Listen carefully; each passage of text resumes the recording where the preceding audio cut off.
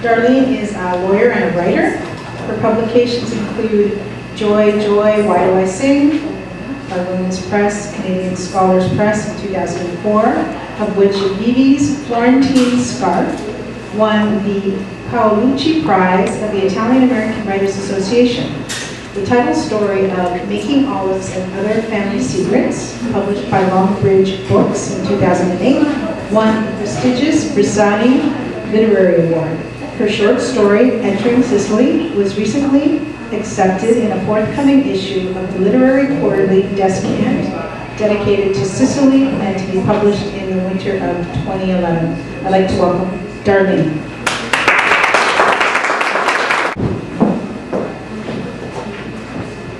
Thank you so much, everyone, for coming tonight. This is a prestigious evening for me because not only has my 6th novel or collection in waiting gone out in the mail to a prospective publisher, but I realize that I have exactly 5, now 4, thanks to Ricardo, 4 copies of Making Olives and Other Family Secrets left. So it's about to become a limited edition, first print, and Longbridge Books is likely not to republish because they couldn't get grant funding. So it's a rare book. My Making Olives has become a rare book. And in honor of the fact that it's a rare book, I'm offering it. Normally sells for $18. I'm offering it tonight for $20 because it's a limited edition. You're going to get rich. I certainly will. And I will note it's the last 4 of 5, the last 3 of 5, like a countdown, and I will sign it for you if you buy it. And my business manager is back there, the handsomest man in the room.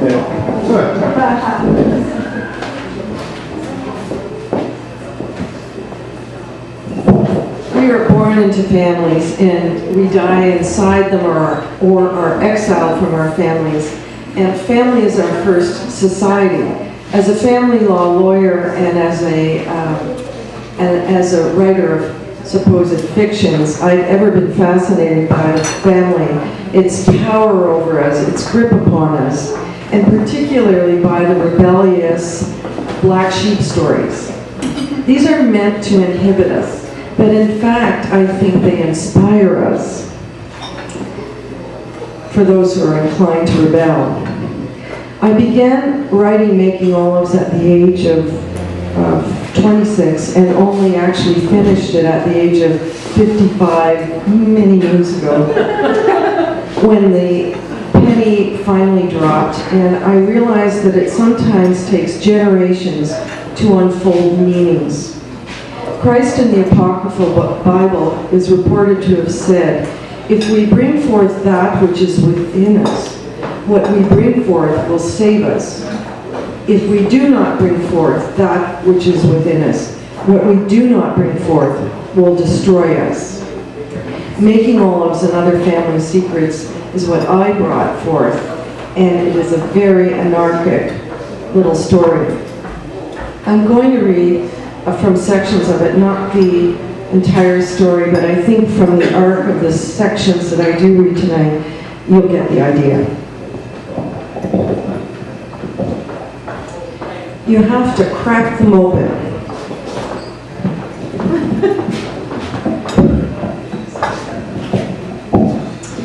Devi Sketchar. Crack them open so that they can absorb the sweetness of life. When my Sicilian aunt Vitita gave me this recipe for making olives, I instantly thought of my Calabrian aunt Flo. She was one who, like the olives, had been cracked open, abused by life. Aunt Flo, as I knew her, was one who, like the olives, had been schiacciata by life. Possessed of a legendary beauty that was quite gone by the time I knew her, she was the first to be married. She had a good many suitors, men who later gave decent lives to their women, but my Aunt Flo gave herself to Ercola.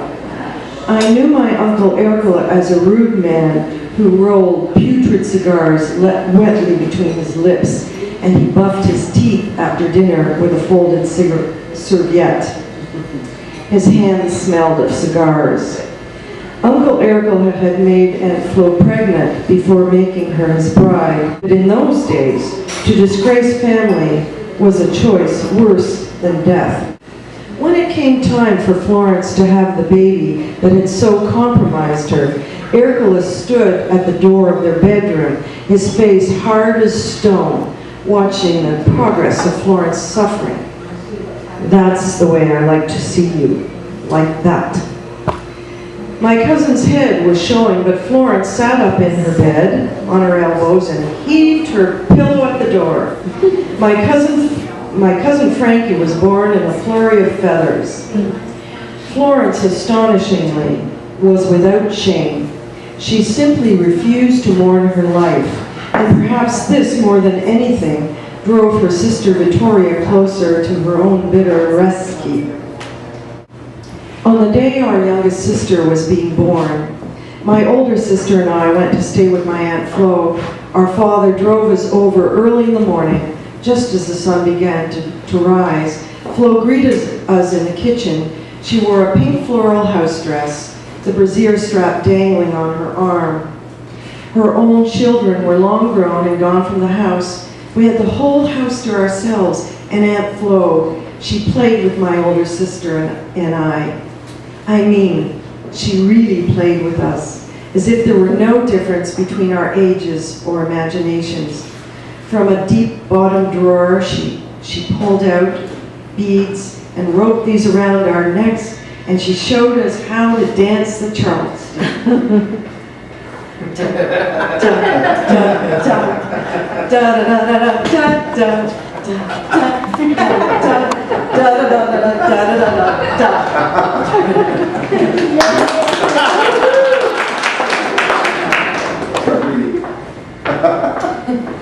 For lunch, we gorged ourselves on black olives, and when our father came to pick us up, I was being sick on the black olives. "What happened to the money I gave you for their lunch?" my father said.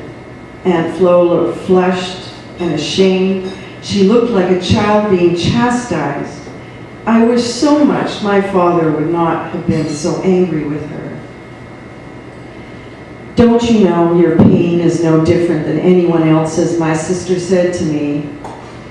The winter of my separation, after I had made my own first mistake with the likes of an Uncle Ercole, a man just as abusive, although he came polished and wearing a business suit.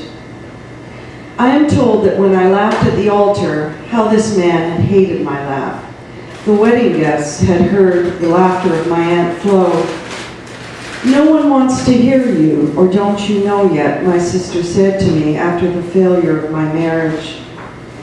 I wanted to tell my sister then, as I do now, it is not the pain that defines us, but rather our response to it. I will eat olives. I will eat olives as long as I can, as many as I can get. I will eat them to excess, even if eating them will make me sick. I will allow life to crack me open so that I can absorb the salt, the sweetness of it. I will risk making olives over and over again, just like my mistakes. I will do this in memory of my very own godmother, my Aunt Flo. È stata schiacciata dalla vita.